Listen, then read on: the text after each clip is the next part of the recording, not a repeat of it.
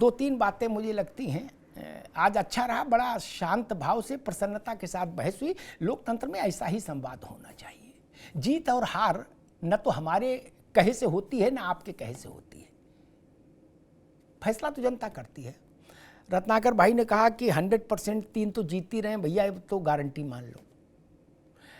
ऐसा मत कहो। जेबा यास्मीन बैठी हैं, उनकी पार्टी ने उत्तर प्रदेश में अधिकारियों के ट्रांसफ़र की लिस्ट बना ली थी कि रामलाल को मुरादाबाद कप्तान बनाना है और श्यामलाल को प्रतापगढ़। क्या बोले, जीत तो गई है। ये लोकतंत्र है, कब कहाँ क्या पलट जाए केवल परमात्मा जान सकता, बाकी कोई नहीं। इसीलिए हम लोगों ने, अमेरिका क्या कहता मैं नहीं जानता, भारत ने इसीलिए जनता को जनार्दन कहा। माया जिसके अधीन वो जनार्दन, ठीक, उसकी माया कोई नहीं जान सकता जनता की। कुछ बातें बड़ी साफ हैं। जवाहरलाल जी से लेके आज तक कांग्रेस भाजपा को किनारे करिए, जवाहरलाल जी से लेके आज तक भारत की जितनी राजनीतिक यात्रा है वो केंद्र की और प्रदेशों की, वो चेहरों के इर्द गिर्द ही घूमी है। मेरी बात से त्रिपाठी जी भी सहमत होंगे, हरीश जी भी सहमत होंगे, ठीक। चेहरों के इतर कुछ नहीं। तब भी जवाहरलाल नेहरू औरों से अलग हटकर बड़े चेहरे माने गए जब उनके समकक्ष ही थे सारे लोग, ठीक।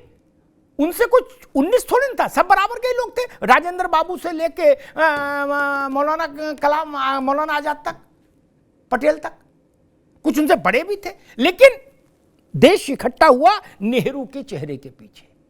16 साल इकट्ठा रहा इंदिरा जी के चेहरे के पीछे। क्या ये गलत है? नहीं ना। और जो चेहरे नहीं बन पाए, नरसिंह राव, मनमोहन सिंह, बीपी सिंह, चरण सिंह, चंद्रशेखर, तो वो फुटनोट में समा गए। क्या फिर चेहरा वाजपेयी हुए तो वाजपेयी हैं। क्या मेरी बात गलत है? और अब चेहरा नरेंद्र मोदी हैं। अच्छे लगे तो और बुरा लगे तो। आज भाजपा ये कहे कि इंदिरा गांधी वाले कालखंड को हम निकालना चाहते हैं, हम नहीं मानते कि वो नेता थी, तो भाजपा के बस का है? नहीं ना। नेता थी भाई, पूरे विपक्ष को ध्वस्तीभूत कर दिया था देश भर में इंदिरा गांधी ने। वैसे ही आज नरेंद्र मोदी चेहरा है, ये जान लीजिए। अच्छा लगे तो और बुरा लगे तो। अच्छा लगे तो ठीक ही बात, बुरा लगे तो ठंडा पानी पियो भैया। हमारे रत्नाकर भाई ने कहा कि जैसे जैसे ताकत बढ़ेगी इंडिया की, वैसे वैसे ये सब बाकी जो दल बाहर हैं, मुडेर पर बैठे हैं, ये सब हमारी छतरी के नीचे आएंगे। तो मुझे एक गाना याद आ गया, बरसात का मौसम चल रहा है कि वो आज मेरी छतरी के नीचे आ जा। नहीं, एक सिनेमा में गाना भी आया था। तो खैर अब क्या होगा नहीं हुआ, लेकिन मैं फिर कहूंगा बरसात में रपटन भी होती है, रपटन भी होती है, फिसलन भी होती है। ट्रकों के पीछे लिखा होता है रत्नाकर भाई कि सावधानी हटी दुर्घटना घटी। अभी चुनाव में वक्त है 6-7-8 महीने का, और राजनीति पारे की तरह मचलती फिसलती चीज है। ये मेरे सिक्स सेंस कह रहा है। चुनाव छोड़ो, बंगलोर वाली फोटो आप एज इट इज रखो चुनाव तक, तो भी मैं मानूंगा ये कांग्रेस की बड़ी उपलब्धि है। जितने वहां मौजूद है उतने रहे साथ। क्या मेरे मन में बार बार खटका हो रहा है, तो कुछ ना कुछ सूचना भी होगी। आज उद्धव ठाकरे गुलदस्ता लेके, लड़के को लेके वहां क्या करने गए अजीत पवार का? कोई हैंडपंप लगवाने की एप्लीकेशन लेके गए थे? नहीं ना। उतना काम तो टेलीफोन से ही हो जाएगा उनके। कल तो वो बेंगलोर में मोदी को हटा ही रहे थे। नहीं, ये चीजें हैं। और मुझे एक बात बताइए कि भैया सब राजनीति में सबसे कठिन काम होता है, मेरा अपना तजुर्बा कहता है जेवा जी, कि आप पहली और दूसरी पार्टियां, रत्नाकर भाई, हरीश जी आप भी देखिए, राज्य की पहली और दूसरे नंबर की पार्टियां कभी अलायंस में नहीं आती, सामान्यता नहीं। पहली और तीसरी आ जाएगी, दूसरी और तीसरी आ जाएगी, पहली और दूसरी अलायंस में नहीं आती, नहीं, क्योंकि एक खत्म हो जाएगा। फिर ऐसी समस्याएं आपको तृणमूल के साथ आएंगी। कल सीताराम येचुरी ने क्या कहा, मैं उसको लाना नहीं चाहता था, नहीं तो कांग्रेस कहेंगी कि लोग अमिताभ जी तो निगेटिव बात कह रहे हैं। येचुरी ने क्या कहा, येचुरी ने कहा, ट्वीट करके लिखत पड़ा तुम्हें कि बेंगलोर में ऐसी कोई स्थिति नहीं बनी कि टीएमसी के साथ हम बंगाल में अलायंस करेंगे। नो, ये कहा कि नहीं कहा, ये कहने की क्या जरूरत थी? अभी तो फेरे पड़े, अभी से तलाक घोषित कर रहे हो, अभी तो बहुरिया घर भी नहीं पहुंची है। त्रिपाठी जी, बड़ा कठिन है डगर पनघट की। और उधर से तेजस्वी जी लगातार टेलीफोन पर टेलीफोन लगाए होंगे नीतीश जी को कि भैया ये आप कन्वीनर बनो और यहां का छोड़ो। नहीं, वो बुढ़ापे तक इंतजार करेंगे क्या तेजस्वी जी?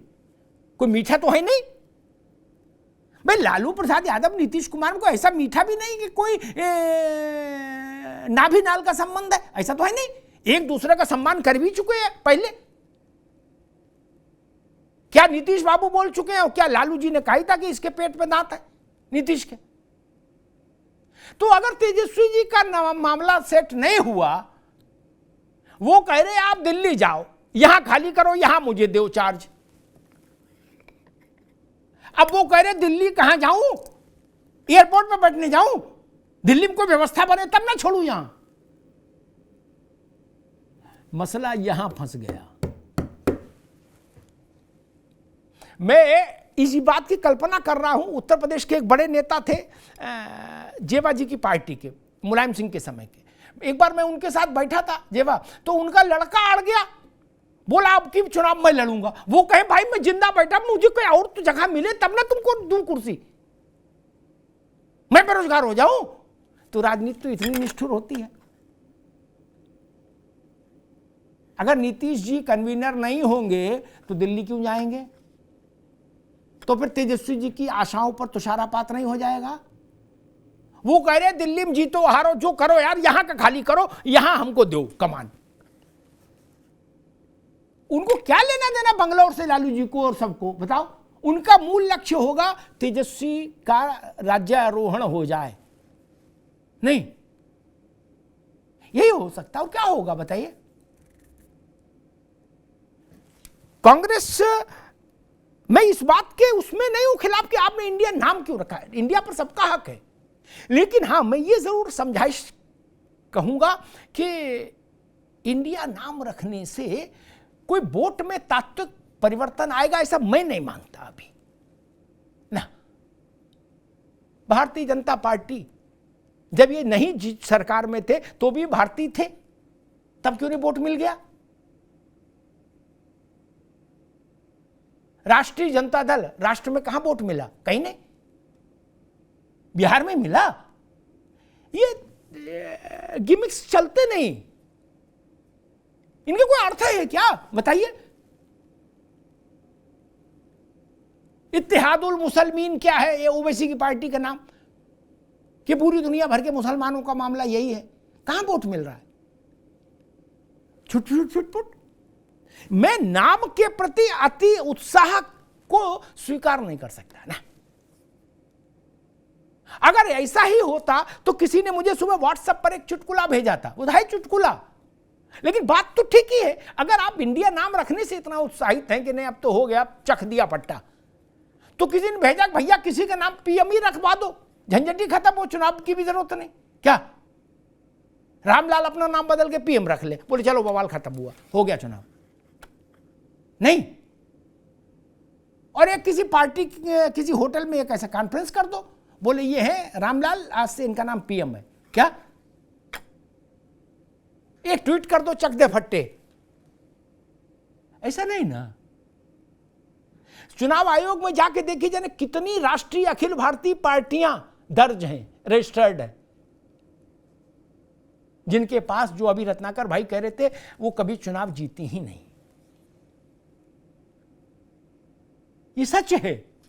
मैं फिर कहूंगा, चुनाव के लिए चेहरा चाहिए। भारत की राजनीति नायक केंद्रित राजनीति है, नायक आधारित राजनीति है, चेहरा आधारित राजनीति है। जेबा यास्मीन की पार्टी को मैं याद दिलाऊं, इतने अजीत सिंह से संघर्ष और ये सब चलता रहा, कांग्रेस का गठ के साथ समर्थन, दिस दैट, सब मुलायम सिंह ने तमाम उतार चढ़ाव देखे, लेकिन एक धारा का चेहरा मुलायम सिंह बने रहे, इसलिए 50 साल प्रासंगिक रहे, है ना। वरना चरण सिंह के बेटे तो अजीत सिंह थे। कहां गए अजीत सिंह? 8 राज्यों से चले थे और 1.5 जिले में समिट गए और खुद भी हार गए। दलित राजनीति का चेहरा बाबू जगजीवन राम रहे, कांशीराम रहे और मायावती हैं। अब रामविलास पासवान थे बीच में। इससे कोई इनकार कर देगा क्या? वो किस पार्टी में है ये नहीं पूछा किसी ने बिहार में। रामविलास किस पार्टी में है और किसके साथ है ये भी नहीं पूछा। त्रिपाठी जी गलत तो नहीं कह रहे। रामविलास हर सरकार में, हर चुनाव में जामन का काम करते थे कि नहीं, जैसे दही के लिए जामन होता है, क्योंकि उनको वोट उनके चेहरे पर था। मैं कहूंगा राहुल गांधी को युद्ध क्षेत्र में खुद को उतारना होगा। लग्घी से पानी नहीं पिलाया जा सकता ना। ऐसा नहीं हो सकता कि दूसरे जीत के ले आए मैदान मेरे लिए, यह संभव नहीं राजनीति में। राहुल गांधी को राजत्व चाहिए, उनको नेतृत्व करना होगा और लड़ना होगा नरेंद्र मोदी से कम उन 200 सीटों पर तो आपको लड़ना ही पड़ेगा जहां डायरेक्ट फाइट है कांग्रेस और भाजपा की देश में। वहां तो कोई अलायंस का कोई मतलब ही नहीं ना। वहां ओम प्रकाश राजभर आप भाजपा की मदद कर सकते हैं और ना ममता बनर्जी कांग्रेस की। 200 सीटों पर जीतने की तैयारी करिए ना पहले, फिर बाकी चीजें काम आएंगी। बेसिक पूंजी तो जुटाइए। और दोनों के नाम में भारतीय तो पहले लगी है, भारतीय राष्ट्रीय कांग्रेस और भारतीय जनता पार्टी। एक भारतीय हारी, एक भारतीय जीती। और इंडिया पर एक लास्ट कमेंट जरूर करूंगा। आज जयंती है मंगल पांडे की, त्रिपाठी जी, शहीद मंगल पांडे। मंगल पांडे ब्रिटिश हुकूमत के खिलाफ नहीं लड़े थे। 1857 की क्रांति, बहुत महीन बात बता रहा हूं, 1857 की क्रांति ईस्ट इंडिया कंपनी के खिलाफ हुई थी, क्योंकि तब भारत ईस्ट इंडिया कंपनी के अधीन था। भारत ब्रिटिश राज सिंहासन के अधीन गया 1858 में, यानी क्रांति के 1 साल बाद, नवंबर 1858 में। तब महारानी ने भारत की बागडोर अपने हाथ में ली थी। क्या उस कंपनी में भी तो इंडिया लिखा था? उसके खिलाफ 1857 में इस देश ने क्रांति की थी कि नहीं की थी? तब यह सवाल ठीक नहीं कि इंडिया के खिलाफ कौन लड़ सकता। इंडिया का मतलब 156 करोड़ लोग, कोई पार्टी, कोई अलायंस, कोई कारोबार नहीं हो सकता। 156 करोड़ लोग मिलके भारत है, मिलकर इंडिया है। यह भाव है तो अच्छा है। पार्टी, अलायंस, कारपोरेट ऑफिस, ये भारत नहीं हो सकते, ये इंडिया नहीं हो सकते। धन्यवाद।